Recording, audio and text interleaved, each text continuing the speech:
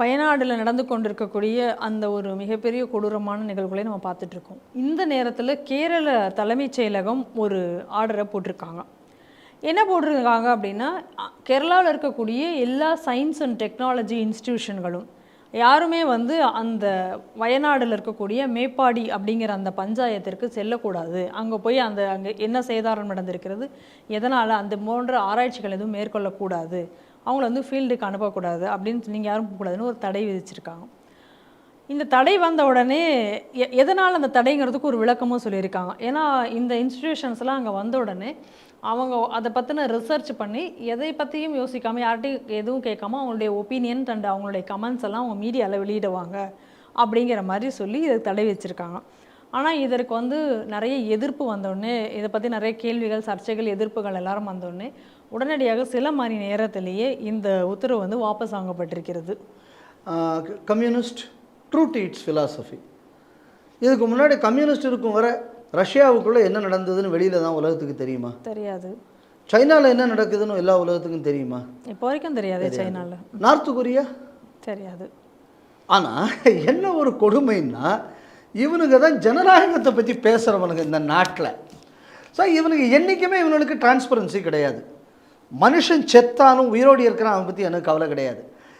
ஆட்சியில் இருக்கக்கூடிய கொடுங்கோலர்கள் வாழ வேண்டும், மக்கள் செத்தாலும் எனக்கு அதை பற்றி கவலை கிடையாது. ஸ்டாலின் இவ்வளோ வேற கொன்னா, மாவோ இவ்வளோ வேற கொன்னா. இந்த இன்னைக்கு இப்போ சைனாவில் சினாமன் ஸ்கொயரில் என்ன நடந்தது? ஸோ அதனால இது this is the nature of the communist party. அதனால் இது நீங்கள் இதை ஒரு பெரிய செய்தியாக ஆக்கியிருக்கவே கூடாது நியாயத்துக்கு. ஏன்னா கம்யூனிஸ்ட் வழக்கம் போல் இன்னும் சொல்லியிருந்தீங்கன்னா கரெக்டாக இருந்திருக்கும். ரெண்டாவது என்ன சொல்லுவான், நாட்டில் சயின்டிஃபிக் டெம்பர் வளரணும், எல்லாத்தையும் நீ அறிவியல் கண்ணை கொண்டு தான் பார்க்கணும் சொல்லுவானுங்களா? ஏன்டா இப்போ அந்த கண்ணை எவனும் கொண்டு அங்கே பார்த்துடப்படாதுன்னு எதுக்கடா நீ சொல்லணும்? இப்போ சொன்ன அடுத்த கேள்வி வரும், இவன் என்னெல்லாம் அயோக்கியத்தனம் பண்ணதுனால இந்த நிலச்சரிவு ஏற்பட்டது. அப்போ நான் தான் நாட்டின் வளர்ச்சிக்கு திட்டம் போடுறேன்னு நீ போட்ட வளர்ச்சி திட்டம் எல்லாம் மனுஷனை அழிவுக்கு கொண்டு சேர்க்கும். அப்படி தானே கடைசியை கன்க்ளூட் பண்ண முடியும். ஆமாம். கேரள மாடல் மோடிக்கு திட்டம் போட தெரில, மோடிக்கு ஆட்சி நடத்த தெரில, நீ தானே சொல்கிற. ஆமாம், கேரளா மாடல்னு வேறு பெருமையாக கேரளா மாடல்னு வேற சொல்கிற. இப்போ இந்த மாடல் கிடலாம் இப்போ என்ன போகும்? ஒரு வேடிக்கை வருங்க, இவ்வளவு விஷயம் நடந்துக்கிட்டு இருக்கு. ஏதாவது மீடியாவில் இது பெரிய ஹெட்லைன்ஸாக வந்ததா? வர இல்லவே இல்லை. எங்கேயாவது இது பெரிய ஹெட்லைன்ஸாக வந்து அப்போ இந்த பேப்பர்காரன்லாம் ஆர்எஸ் பாரதி சொன்ன மாதிரி அப்படித்தானே? இது என்ன ஒரு கேவலம் பாருங்கள். இவ்வளோ பேர் செத்து போயிருக்கான். சரி, இந்த சாவுக்கு என்ன காரணம் நீ கண்டுபிடிக்கணுமா வேண்டாமா? கோயில்கள் ஏதாவது கும்பாபிஷேகத்தில் வந்தாச்சுன்னா அதுக்கு என்னெல்லாம் ஆய்வு கட்டுரை எழுதுறேங்கடா, அந்த கான்ட்ராக்டே கடைசியில் உன் HRNC தான் கொடுத்துருப்பான். உடனே அந்த இடத்துல சாமி கும்பிடுறதுல பிரச்சனை வருது, அதனால் அந்த பக்கம் போகக்கூடாது, அதனால் உற்சவருக்கு இதை பண்ணிட்டு போனால் போதும், கூட்ட நெரிசல்னால தான் இது வந்தது, அது என்னெல்லாமா பேசுவானு இல்லை வருஷந்தோறும். ஏண்டா இப்போ இதுக்கு எவன்லாம் அயோக்கியத்தனம் பண்ணியிருக்கேன். இப்போ சொல்ல, இப்போ காட்கில் கமிட்டி ரிப்போர்ட்டை அன்றைக்கே நம்ம பண்ணியிருக்கணும், ஏன் அமல்படுத்தவில்லை? இதுக்கு முன்னாடி காங்கிரஸ் கவர்மெண்ட், இப்போ கம்யூனிஸ்ட் கவர்மெண்ட்டு, ரெண்டு பேரும் ஏன்டா அமல்படுத்தலை? ரெண்டு பேரும் கிறிஸ்தவ ஓட்டுக்க வேண்டித்தானே அதை செய்தீங்க. இப்போ சொன்னா அவங்கள பாதிரியாருக்கு கோபம் வந்துடும். அது மட்டும் இல்லாமல் இன்னொரு பிரச்சனை வேறு வருது. இப்போ ஏன் இவ்வளவு இவங்க சொல்லக்கூடிய எண்ணிக்கையெல்லாம் சரியான்னு நமக்கு தெரியல. ஏன்னா ஒட்டுமொத்த கிராமமே போயிருக்குன்னா நீங்கள் எவ்வளவோ வீடுகள் புதைஞ்சு போயிருக்கு. இன்றைக்கி கூட ஒரு அதிர்ஷ்டவசமாக 4 பேர் உயிருடன் கூட மீட்கப்பட்டிருக்கிறார்கள்னு பார்க்குறோம். இன்னும் எவ்வளவு பேர் இறந்துருப்பாங்கன்னு இன்றைக்கி வர நமக்கு நம்பர் தெரியலை. இப்போ இதில் இறந்தவர்களில் எவ்வளவு பேர் வெளிநாட்டுக்காரர்கள் அப்படிங்கக்கூடிய ஒரு விவரம் கூட வெளியில் வந்துருச்சுன்னா இவன் எப்படிரா எங்கே வந்தாங்கிற கேள்வி வந்துடக்கூடாது இல்லை? கண்டிப்பாக. அதனால் ஆய்வாளர்கள் அந்த மாதிரி ஏதாவது உண்மையை கொண்டு வந்துட்டா என்ன பண்ணுறது? இந்த மாதிரி கட்டடம் கட்டக்கூடாதுன்னு சொன்னதுக்கப்புறம் அதை மீறி இவ்வளவு பேருக்கு கட்டடம் கட்டுறதுக்கு பர்மிஷன் கொடுக்கப்பட்டது. ஃப்ளோ ஆஃப் வாட்டர் போகக்கூடிய இடத்துல சில நபர்களுக்கான டைவர்ஷன் செய்யப்பட்டது. இங்கே நிலச்சரிவுக்கு காரணம் வேறு எங்கேயோ இருக்கலாம். ஏன்னா கீழே அரிச்சிட்டு போயாச்சுன்னா மேலே இருக்கிற மண்ணு கீழே அந்த இடத்துல அடுத்து ஆய்வு பண்ணணும்னு அங்கே போய் பார்த்தா அங்கே உள்ள அயோக்கியத்தனம் வெளியில் வந்தால் என்ன செய்வது? பிரச்சனையெல்லாம் வருது இல்லை. இப்போ இதுக்கு இடையில் ஒருத்தர் அந்த ஊரில் ஒருத்தர் எம்பியாக நின்று ஜெயிச்சார், வடக்க தோற்று போனதுக்கப்புறம் இங்கே வந்தார். அவர் பேர் என்ன? ராகுல். அவர் அங்கே நீங்கள் என்னெல்லாமோ ஸ்டடி எல்லாம் நடத்தணும்னு அவர். ஏன்டா நடத்தின ஸ்டடிக்கு படி கட்டண தானடா, அதுக்கு முன்னாடி உங்கள் ஆட்சிகள் தானே இருந்துச்சு, அதனால அது போச்சுன்னு ஏன்டா அவன் வாயை திறந்து உன்னால் சொல்ல முடிய மாட்டேங்குது? உனக்கு கம்யூனிஸ்ட் எதிர்கட்சி தானே.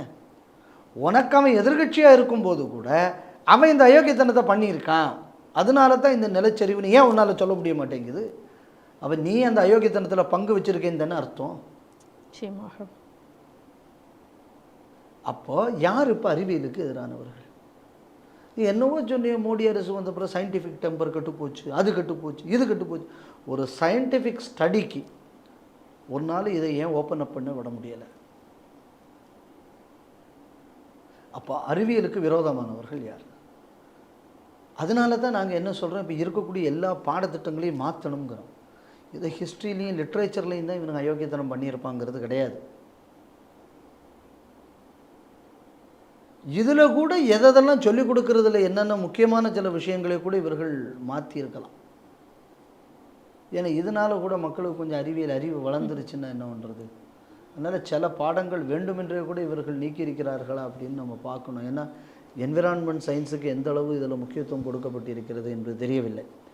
நீர்நிலைகளை பாதுகாக்க வேண்டும். அப்போ நீர்நிலைகளை எப்படி பாதுகாக்கணும், அந்த காலத்தில் எப்படி பாதுகாத்தான், அது அந்த பாடத்தில் இருக்காது. ஏன்னா என்றைக்குமே நீங்கள் ஒரு விஷயத்தை சொன்னோன்னா what are the best practices that was ஃபாலோடுங்கக்கூடியது அதில் இருக்கணும்ல. அப்போ நீங்கள் அதையும் டைசெக்ட் பண்ணி நீங்கள் குழந்தைகளுக்கு சொல்லிக் கொடுக்கணும்ல, அதை சொல்லிக் கொடுக்க மாட்டான்.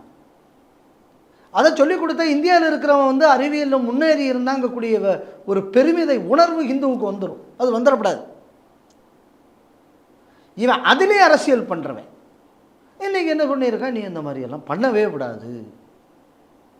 இன்னைக்கு நாளைக்கு நல்ல காலம் யாராவது இந்த கேஸு அங்கே கேரளா ஹைகோர்ட்டில் போட்டு அவன் எதாவது திட்டிடுவானோன்னு பயந்து தான் இதை பின்வாங்கி இருக்கணும். தமிழ்நாட்டில்னா அந்த பயம் கூட வேண்டாம். ஏன்னா தமிழ்நாட்டிலலாம் வித்தியாசமான இதெல்லாம் கொடுப்பாங்க. ஒருமையில் முதல்வரை சொன்னதனால் தப்பு அப்படின்னு எல்லாம் கூட நம்ம சவுக்கு சங்கர் கேஸிலெல்லாம் கேட்பாங்க. ஏன் ஒருமையில் சொல்கிறது தப்பா? யூ அப்படின்னு சொன்னான்னா நீங்களும் இங்கிலீஷில் யூ தான், இதுவும் தான். அப்போ இங்கிலீஷ் மரியாதை இல்லாத மொழி, இங்கிலீஷை தடை செய்கிறோம்னு சொல்ல முடியுமா? ஏன் ஒருமையில் சொல்லப்படாதுன்னு ஏதாவது இடத்துல இருக்கா?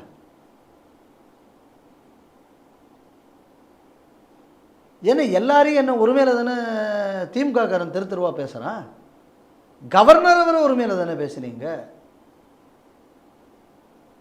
இந்த ஒரு புதுசாக உருவை முதல்வருக்கு வீட்டில் பிறந்ததுக்காக வேண்டி துணை முதல்வருக்குடைய ஸ்தானத்தில் ஒரு ஜட்ஜி சொல்கிறார், ஒன்று ஸ்டாலின் போய் பார்க்கணும் கல்வராயன் மலையில், இல்லைன்னா உதயநிதி போய் பார்க்கணும். ஏன்னா என்ன துணை முதல்வர் அவர். அப்போ இந்த வாரிசு அவங்களே ஒத்துக்கிறாங்கங்கிற மாதிரி ஆயிடுறது இல்லை. ஸோ இந்த மாதிரியான ஏதாவது ஈர்ப்பு வருவதற்கு வாய்ப்பு இருக்கா? தமிழ்நாட்டில்னு அந்த வாய்ப்பு இருக்குது, கேரளாவில் அந்த வாய்ப்பு இல்லைன்னு நினைக்கிறேன். அதனால தான் இவங்க விட்ரா பண்ணிட்டாங்க. இல்லைன்னு இதை கூட விட்ரா பண்ணியிருக்க மாட்டாங்க. சரி, இப்போ விட்ரா பண்ணிட்டாங்க. ஆனால் லோக்கலில் போகக்கூடிய ஆட்களுக்கெல்லாம் எந்த மாதிரியான கட்டுப்பாடுகளை கலெக்டரை வச்சும் எஸ்பியை வச்சும் இவங்க பண்ணுவாங்கங்கிறது போக தான் தெரியும். ஏன்னா உத்தரவை வாபஸ் வாங்கினாலும் வாய்மொழி உத்தரவுங்கக்கூடிய பேரில் பல அயோக்கியத்தனங்கள் நடந்து கொண்டிருக்கிறது. அதை கம்யூனிஸ்ட் அரசு கண்டிப்பாக செய்யும் என்பதில் மாற்று கருத்து இல்லை. ஆனால் ஒன்று மட்டும் உறுதியாக தெரியுது, அறிவியல் விரோதி கம்யூனிஸ்ட். ஏன்னா ஒரு சயின்டிஃபிக் ஸ்டடியே பண்ணக்கூடாது அப்படின்னு ஒரு அரசாங்கம் ஆணையிடுமானால் இந்த அரசாங்கம் தவறு செய்திருக்கிறது. ரெண்டாவது, ஒரு கிரிட்டிசிசம்ங்கக்கூடியதை வந்துவிடக்கூடாது அப்படின்னு நினைக்கிறது. This is the most undemocratic and the height of autocratic behaviour. இதை இன்றைக்கி கேரள அரசு வழக்கம் போல் காட்டியிருக்கிறது.